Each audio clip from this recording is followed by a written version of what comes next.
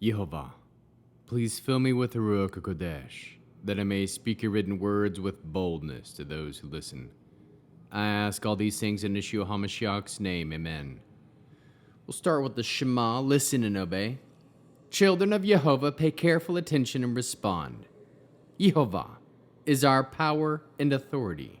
Yehovah works in unity with himself, and you shall act upon your love to Yehovah with your power and authority, with your thoughts in mind, with your entire body, and with all the muchness that you have. Yod, Hey, Vav, Hey.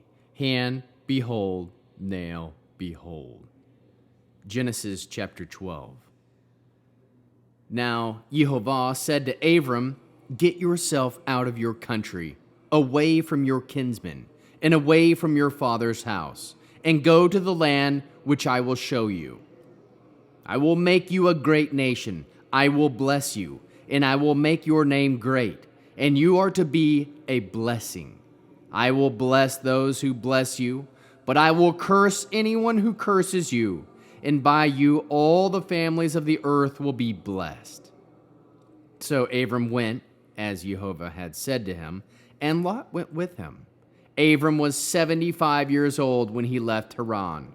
Abram took his wife Sarai, his brother's son Lot, and all their possessions which they had accumulated, as well as the people they had acquired in Haran. Then they set out for the land of Canaan, and entered the land of Canaan.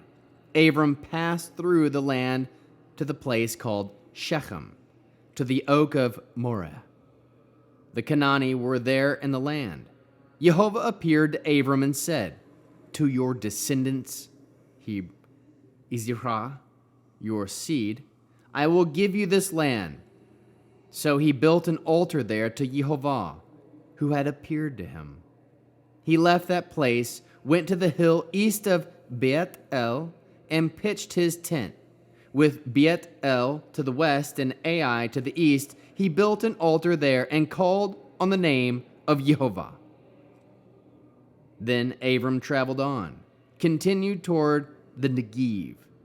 But there was a famine in the land. So Abram went down into Egypt to stay there, because the famine in the land was severe.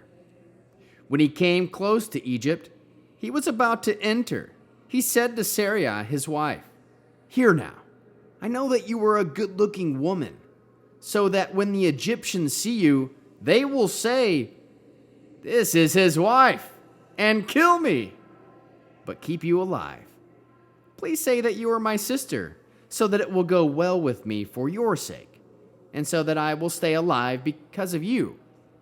Then Abram entered Egypt. The Egyptians did notice that the woman was very beautiful.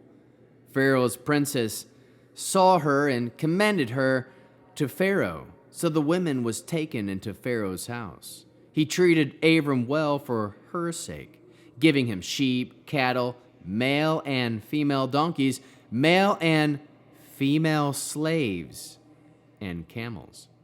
But Yehovah inflicted great plagues on Pharaoh and his household because of Sarai, Abram's wife. Pharaoh called Abram and said, what is this that you have done to me? Why didn't you tell me that she was your wife? Why did you say, she is my sister? So that I may have took her to be my own wife. Now therefore, here is your wife. Take her and go away. So Pharaoh gave orders concerning him to his men, and they sent him on his way with his wife and everything he had. How can we learn to love our Creator after reading Genesis chapter 12? We can learn of what to do and what not to do in the implications of lying. We can aim to listen to the voice of Yehovah, aim to obey the voice of Yehovah, trust that Yehovah has a plan and a specific destination for all his children. Trust that Yehovah wants to bless all his children. Trust that Yehovah blessed Abram and planned to create a great nation from his seed. Abram aimed to trust as Abram displayed his trust. Know that you are never too old to place your trust in Yehova. Trust that Yehova will choose and not choose to show you his plans for you. Aim to call on the name of Yehova. Aim to always tell the truth and place your full trust in Yehova. Aim to marry a beautiful wife, as Abram did. How can we love others as Yeshua loves us? We can teach others to listen and obey to the voice of Yehova. How can we bear one another's burdens? We can aim to always tell the truth.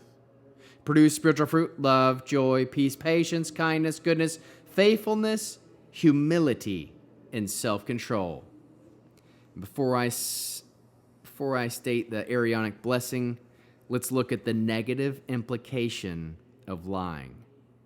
When Pharaoh gave Abram, what was it? Male and female slaves?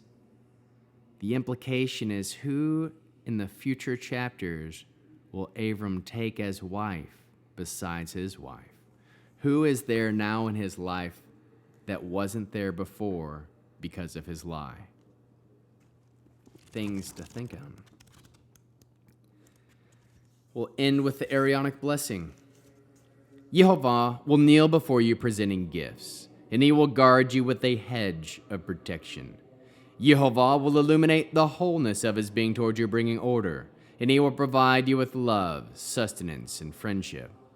Yehova will lift up the wholeness of his being and look upon you and will set in place all you need to be whole and complete. Amen.